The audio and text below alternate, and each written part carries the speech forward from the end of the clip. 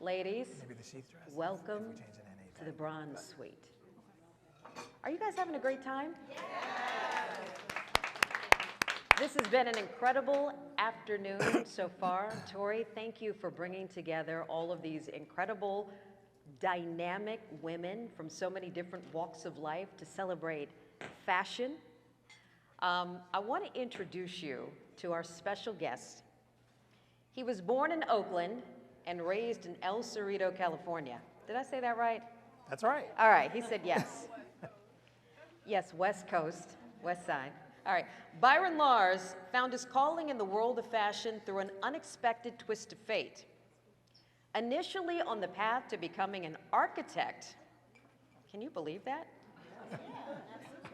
Thank goodness his life took this creative turn in the 10th grade when he discovered the art of sewing. Byron's early passion for design was ignited as he began crafting gowns for his classmates. Ooh, do I wish I had been one of your girlfriends back then! Relishing in the joy of seeing his friends light up with excitement. After graduating, Byron honed his skills by completing a 2-year fashion program at Brooks Fashion Institute of Technology in Long Beach, California, followed by the enrollment at the prestigious Fashion Institute of Technology in New York City. In 1991, he showcased his very first collection, earning widespread acclaim and setting the stage for his meteoric rise in the fashion industry. After only his 2nd season in business, Women's Wear Daily held Byron as Rookie of the Year, and his collection was immediately snapped up by prestigious retailers like Bergdorf Goodman, Saks Fifth Avenue, Neiman Marcus, and Bloomingdale's, along with 100 other specialty stores throughout the US, and it also gained distribution in the UK and in France. In 1995, Byron faced challenges with his licensing agreement, but adversity paved the way for innovation. Don't we love it when adversity paves the way? How many of us have been through a little bit of that? In 1996, he collaborated with Mattel to design a collectible Barbie, propelling him to international fame. His success continued with the launch of his lines Green Tea in 2000 and Beauty Mark a few years later. It earned him the admiration of celebrities like Michelle Obama and Angela Bassett. Throughout his career, Byron Lars has been known for his twisted American classics, blending elements of tradition with his incredible, unique, and playful aesthetic. His designs are often described as quirky, yet classic. They have adorned celebrities like Natalie Portman, Taylor Swift, Kim Kardashian, and of course, as we mentioned, Michelle Obama. In 2014, Pratt Institute honored Byron with the Fashion Visionary Award, recognizing his significant contributions to the industry, and over the years, he has expanded his collaborations, partnering with Anthropologie and launching his line on HSN. Byron is optimistic about the future, even with 31 years of experience in the industry, understanding its ups and its downs. Despite all this, he still believes in the transformative power and joy that fashion can bring. That confidence has led him to launch a brand new venture called In Earnest. In the midst of the pandemic, I mean, you guys remember, we were all at home, right? It was a little rough for all of us in the midst of the pandemic, but in the midst of the pandemic, he did that. In 2020, he embarked on this journey, co-founding the brand with the talented designer Sheila Gray. The debut In Earnest collection is inspired by Lars' Harlem neighborhood, particularly the African street vendors and the treasures they sell. We're going to talk a little bit more about that coming up. With the career spanning more than 3 decades, Byron Lars continues to redefine fashion, blending innovation with a deep appreciation for the everyday. His commitment to elevating the style and creating twisted American classics cements his legacy as a visionary in the world of design.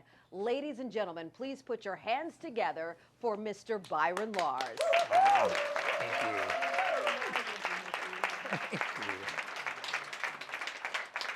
And Thank you. let me see. And by the way, I just want you all to know. Wait, first off, give this man a round of applause. Oh, thank you. Thank you so much. This is one of your incredible designs right here. Wait. Thank you. On an incredible body. Wait, but we had to mix because we're also wearing some Tori Yes. Soudan boots down here too, okay? All right. So I'm just curious, what were some of your early fashion influences? You know, you mean when I was professionally Wait, working? No, I mean from early on. I mean, so we know that you started 10th grade. Let's go back to 10th grade when you started sewing. Why? I mean, so how do you jump from architecture to sewing? Well, I wanted my friend who lived next door to my grandmother to make me a pair of pants. Okay. And wanted a pair of neat pants, and she said no. Oh. She didn't think about it. I'll switch these out for you. Let's see Oh. if that works for you. All right. Is this better? Hello. There you go. There you go. So, You got it. okay. So my friend who lived next door to my grandmother, she sewed really well. And I wanted her to make me a pair of pants. Pretty simple, right? She said no. I mean, she did not mince words. No. But what she did do was help me, well, teach me how to use her machine and then walk me through the process of making stuff.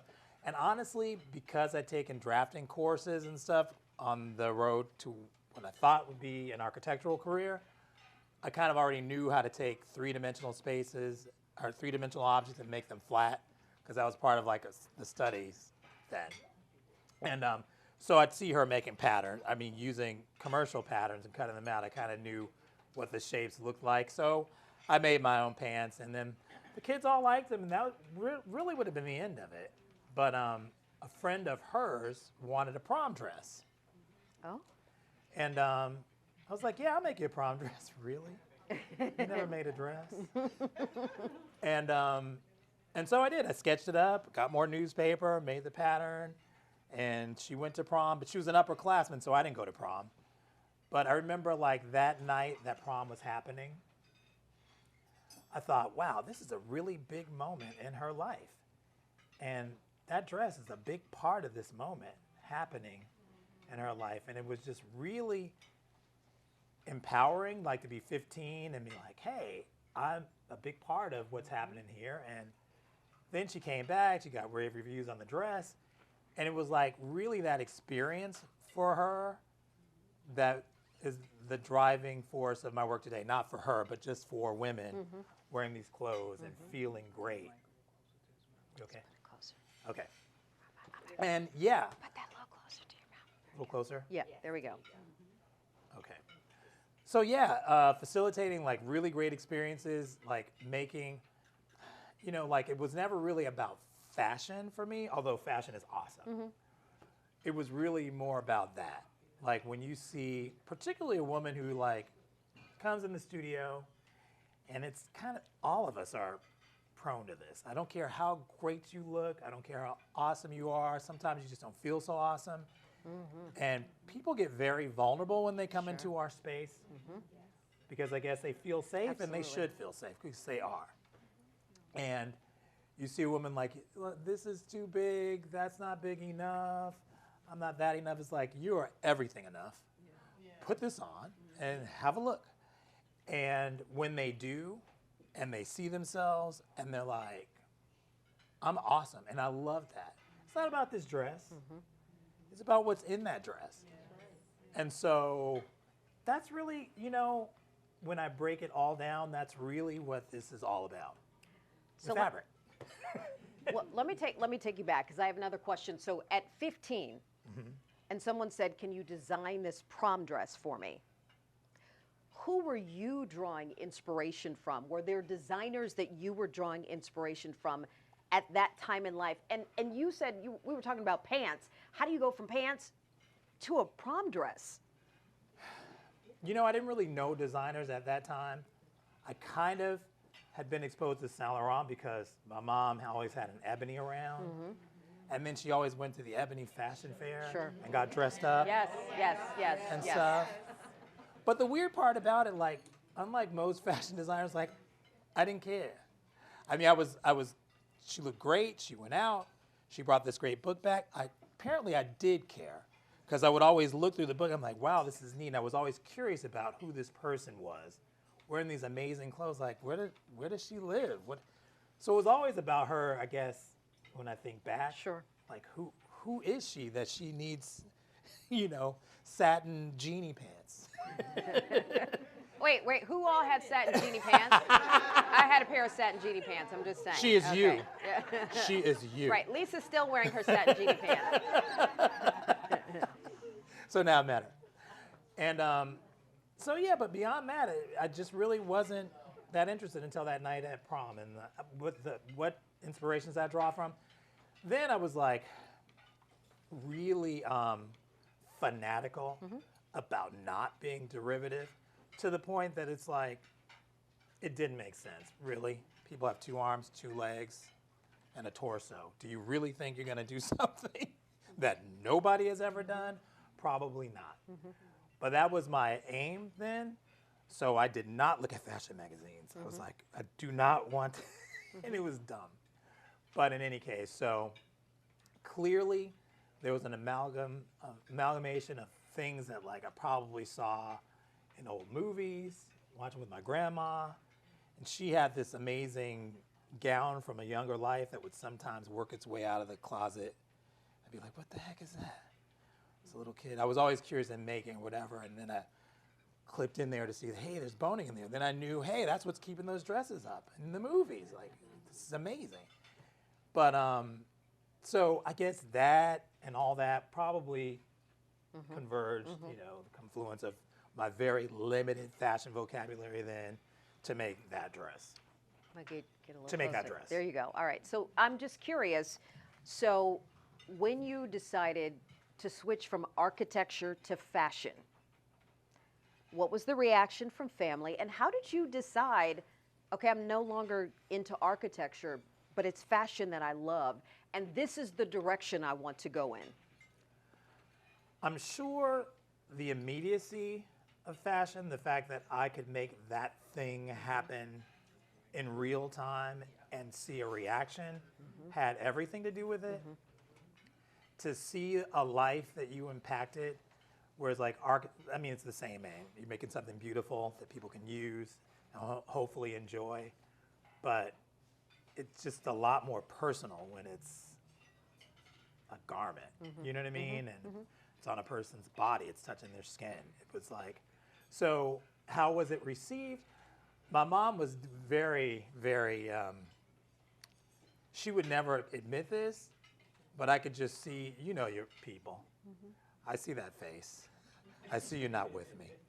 And my dad was like, go for it. My dad was like, he was always that person that just like, as long as you're not hurting anybody, yeah. And I attribute a lot of this to him. Like, he loved fashion like way more than I ever could, ever. Because he loved to shop. He loved the whole experience of it. But he also stocked our garage full of stuff, like wheels and wood and fixtures. So we were always making stuff. Okay. And then, when I go to other friends' garage, I'm like, where are your wheels for go-karts? We got no wheels. It's like, so, yeah, he was really big on like, just putting the tools there. Sure. And like, if you have at them, great. If you don't, no problem. So, yeah. What are some of the challenges that, from first enrolling in fashion and design school, through now, some of the challenges that you've experienced, and how did you navigate those challenges and overcome those challenges?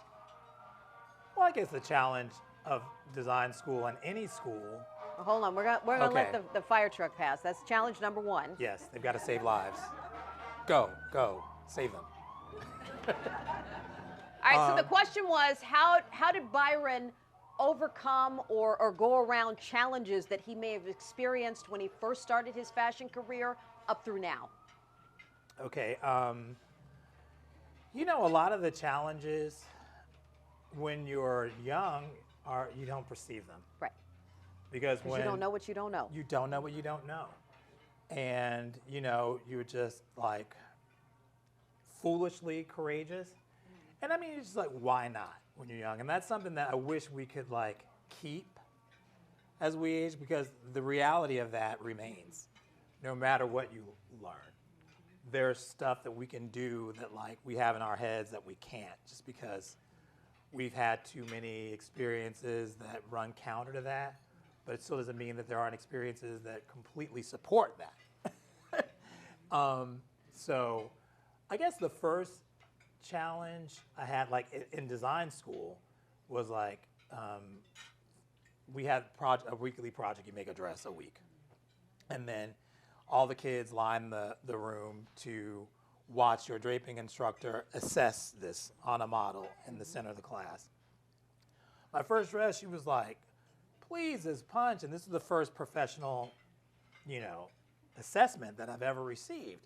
And I was like, awesome, yeah, I'm in the right place. Next dress, hated it. She hated every project and ripped it to shreds in front of all your classmates, like every one of them. And to the point that like I was gonna quit. Not like, I'm gonna quit, you don't like my stuff. It was just like, maybe I suck. You know, maybe I thought I could do this and maybe I can't. And then that same body of work was in this end of the year show, and then they brought in outside industry people to assess all the work of the students. And then I won best of show. Oh, right. And then I got it right then. This don't mean you're the best. This just means you have to stay the course. You know? Some people are gonna love it, some people are gonna hate it, some people aren't gonna care at all, but you gotta believe in it. So that was a really valuable lesson early for later, for all the challenges. Like when the press, they love it. The press, they hate it. Then I had the conviction of spirit to know, like, just because you love it, because sometimes they love some things, I'm like, Right. And sometimes they hated some things, I'm like, So, you know, but that's just life, and, you know. Let me ask you a question. How many of you have seen the movie American Fiction? Okay, so so to balance that need for commercial viability versus your artistic thoughts and ideas, how do you balance that? I mean, so if you've seen the movie, you know America has a certain vision of how they, or what box they believe we as Black people, as designers, as women, that we should fit in. But then you have your own ideas and your creative thought process. How do you balance that in what America or whoever thinks should be out here versus what you envision right here? You know, we have to sell clothes. Sure. So they have to be compelling enough for somebody to buy them. And of course, the fact that part of the process was always considering the customer, I guess, probably combats some otherwise explored flights of fancy that I'm like, well, if she can't sit down, what's the point? Right. But that part. Yeah. And yeah, breathing's important. But I always say, this might sound corny, but like, you know what, if you're really just still enough to like listen, and people say that inner voice is like, and I know a lot of that inner voice is God. You know, helping you out, it's like, dude, maybe not the ruffle. Maybe one too many bows, or whatever that thing is. I feel like you just kind of know when it's right, and some things that you talk yourself out of too, conversely. Like, that's to this. Nobody's gonna understand that. And guess what? You make those things, and that's the thing that everybody gets, because I think when you're creative, just the act of creating, it just comes from another place. Sure. When you really let it happen. I don't mean when you're like struggling, and sometimes you have to struggle, so that's part of it too. But I feel like that's how you balance it, when you really listen. Listen. there. Yeah. Speaking of listening, when I read your bio, you talked about how your designs were rooted in Black culture. Can you talk a little bit about that and then discuss, are you designing for a specific niche, or are you designing for Black women? Who are you designing for? I'm just designing for real women. And I love, of course, seeing Black women in my clothes, but I love seeing all women in my clothes. You know, it's never been about like one niche. And when I say that, like, you know, my design is rooted in Black culture, that was a discovery very late in life. Because like the author in the American fiction, he's like, I'm just writing books. The only thing Black about is the ink, and I just happen to be a Black person. And that's how I felt for many years, but then there's just no way to separate who you are and your experiences with what you create. And I came to that like later in life, because I'm from California. You know, we drank a lot of Kool-Aid where like everybody's equal, nobody sees colors. Like, yeah, we do. Yeah. Yeah, we do, boo-boo. And it's great because it's all those colors that make this great picture that we're living, if we let it be a beautiful picture. So, yeah, I say that it's Black because it's just like, you know, so much of our experiences are like having to make a silk purse out of a sow's ear. That's why so much of the collaging in our clothes, you know. It started with Sheila and I were on a fabric appointment. We saw this amazing French print, and it was daffodils. And it was so far and above anything that we could spend per yard. And then we were like, well, I just want to use 12 inches of it. And so we did. We used that with some other fabrics that were a little more affordable and some that were like downright cheap.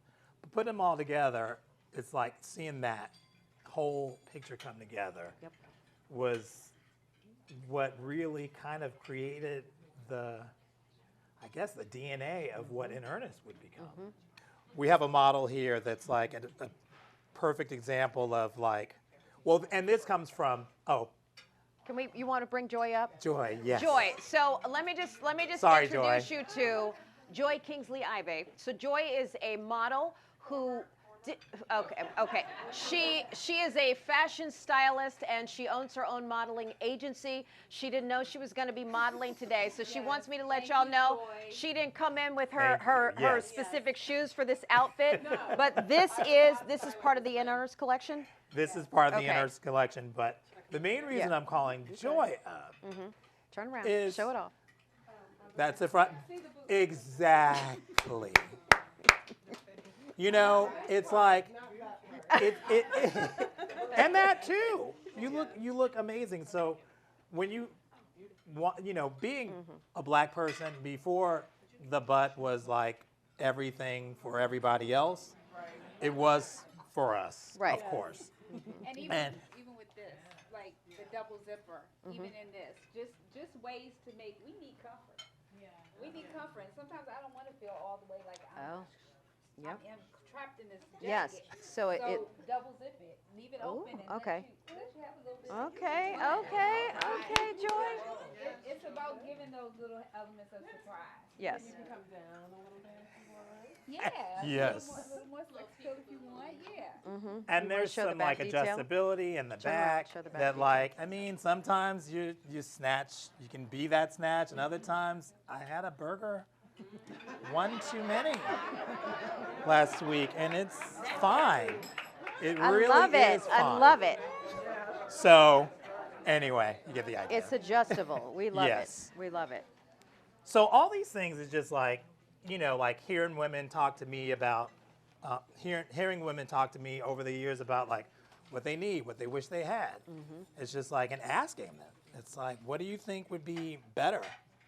You know what I mean? Or in just recognizing like, wow, you wore that dress as a coat with pants underneath. Okay. Note to self. Well, I think one thing from the you audience, asked then about, go back and I'm sorry, I will always remember because there's so many, first and foremost, beautiful Black women in here. Like, Yes. Y'all need to give yourselves a hand because. Amen. But I think she said when she was back there, she was like, well, it opens, the dress opens. But if you're like me, I'm not even 5 feet. So when it comes to fashion, sometimes I love it, but it's so overwhelming. The one thing we started doing when we designed was it's like, okay, I'm 4'11", and this is a dress for you that you're like 5'9", but for me, I open it up, can throw a pair of pants under it, and I still look like you, but I don't. It doesn't overwhelm me. Yeah.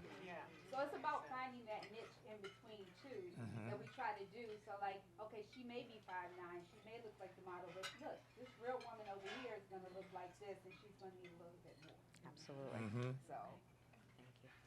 Thank you, Joy. Lisa. Well, do you build in all the undergarments? It would be great, especially if you're full busted, to have the.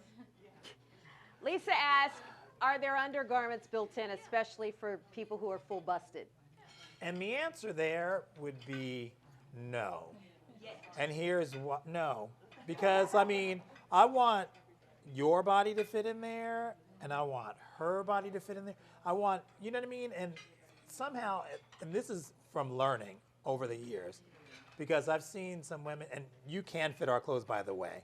When you said like you're too big for them, you are not. Right. Who said that? What? Wait. So by the way, we're talking. He's talking to you. You are not too big for our clothes. Not even. No. No. I'm sure we have something like, I just want you to just see. Yeah. It's okay. We You're love saying it's all right. of that. We welcome it and we celebrate it. In fact. But the back, oh, thanks.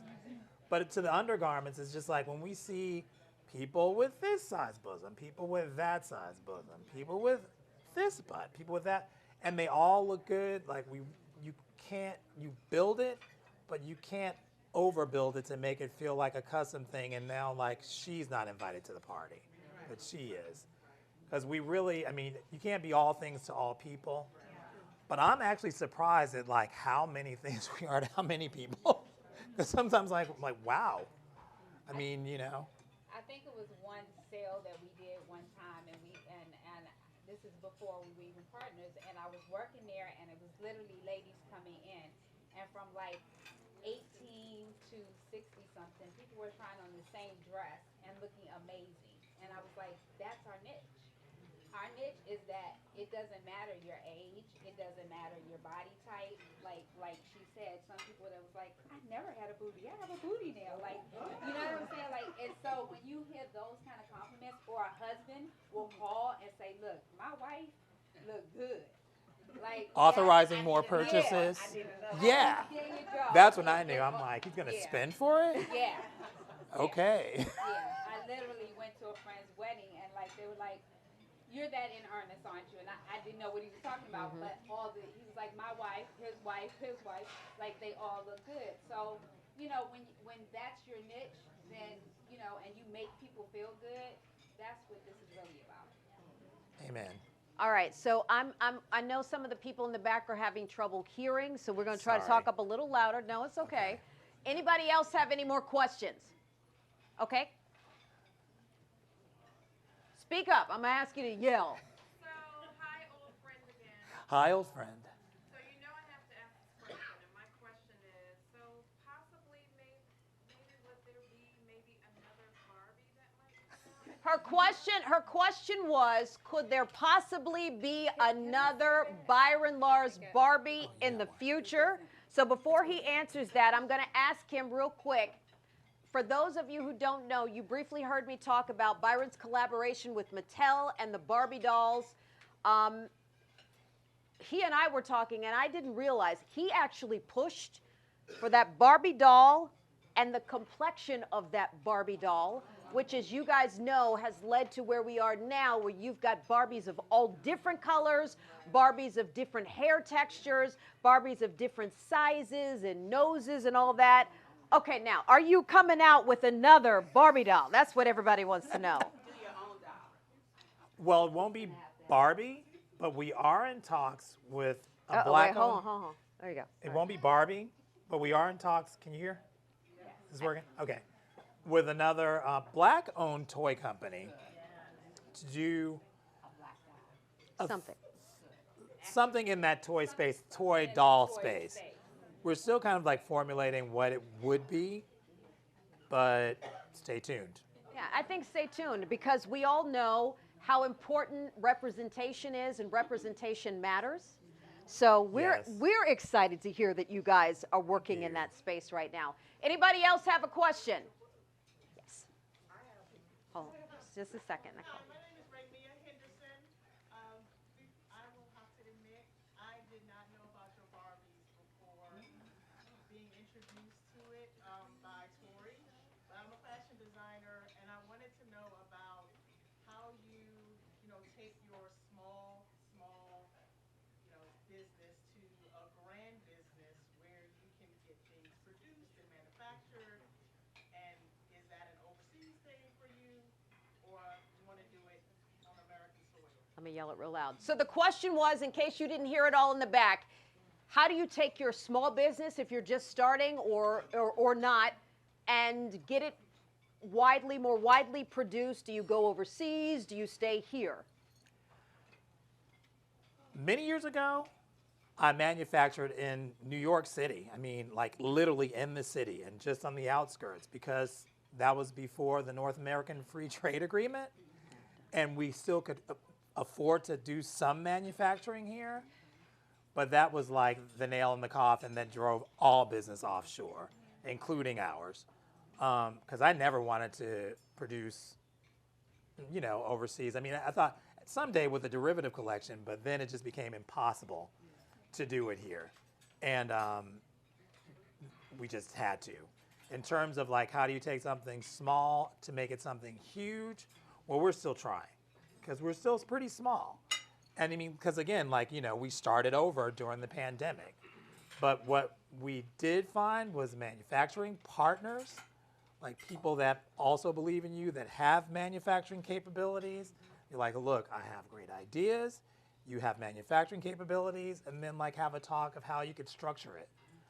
Who's the master of that is Tori, really. Yeah. All right. Yeah. We'll talk to her in a minute, okay? All right. Nikki. I have it's more a comment or a couple of comments more so than a question. And I have to mention it, not just because of your brilliance and what you're doing, what you've done and what you're doing is in earnest, both of you. But because it's Black History Month, and I have to commend your parents. I do, because a lot of us, for reasons that I understand completely, and the history of this country, advocate for our children to go into traditional businesses and industries because it appears to be safer, and we can make a way. But to see your talent and support your talent, and to see that fashion is art and it's a way of storytelling, whether you claim it as or label it as Black storytelling or Black fashion or Black art, is storytelling, and telling that story on behalf of the ancestors or current is valuable beyond measure.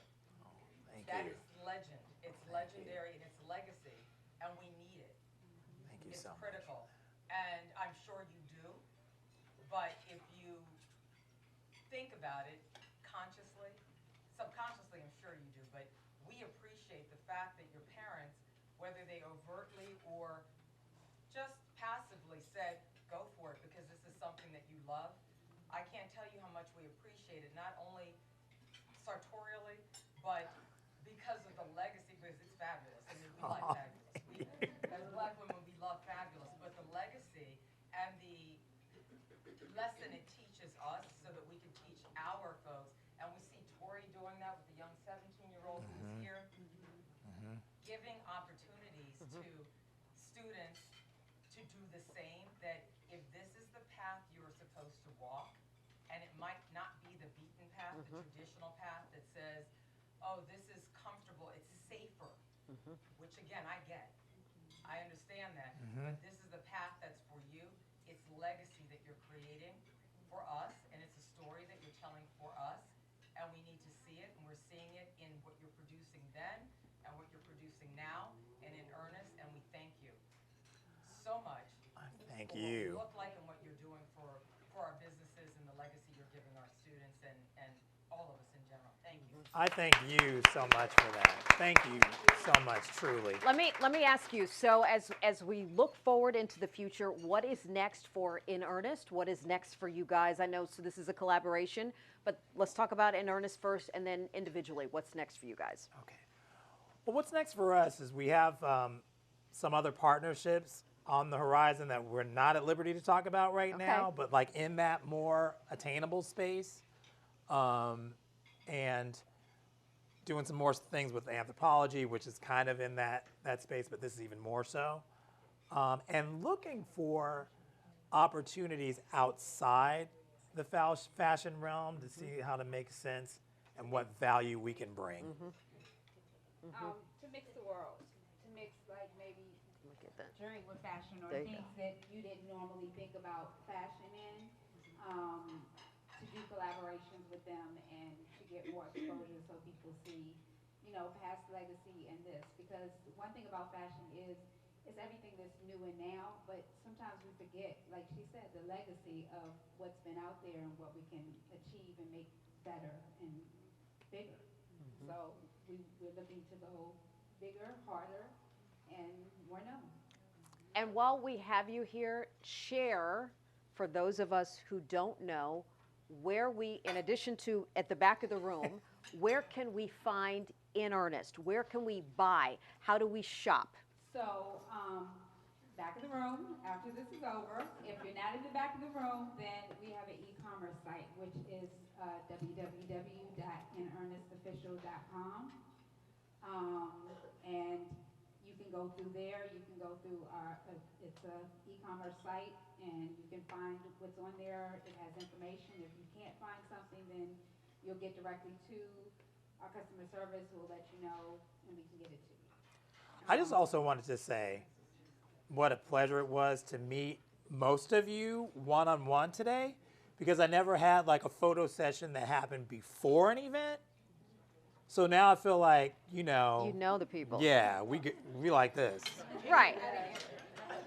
You know. Repeat that twice. Say it again. www.inearnest, INEARNEST official. Wait a minute. Where did the name come from? His dad's name, well, his middle name is Ernest, but his father's My middle name is Ernest, Okay. actually. My father's name was Ernest, and he passed away Okay. many years ago, but then you hear how much his legacy. Made I mean, to you, I absolutely. reference him daily, and then just the term like in earnest fired on so many, frequencies for us and what we wanted to do, like, just being more than you were before, Yep. And so, yeah, that's why the name. Anybody else have a question? Oh, I'm sorry. Go ahead. You asked me individually. So in the back also, if you see me wearing this right here, I wanted to represent all of us women. I believe we're beautiful in every skin tone, every hair texture, but I feel like we don't celebrate us enough and what we look like, and we're always trying to fit the image that is put upon us.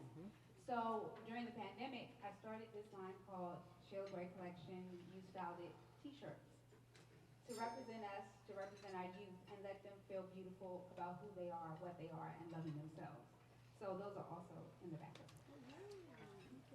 And they speak to the chocolate figures that are all around you, like it's basically one vision.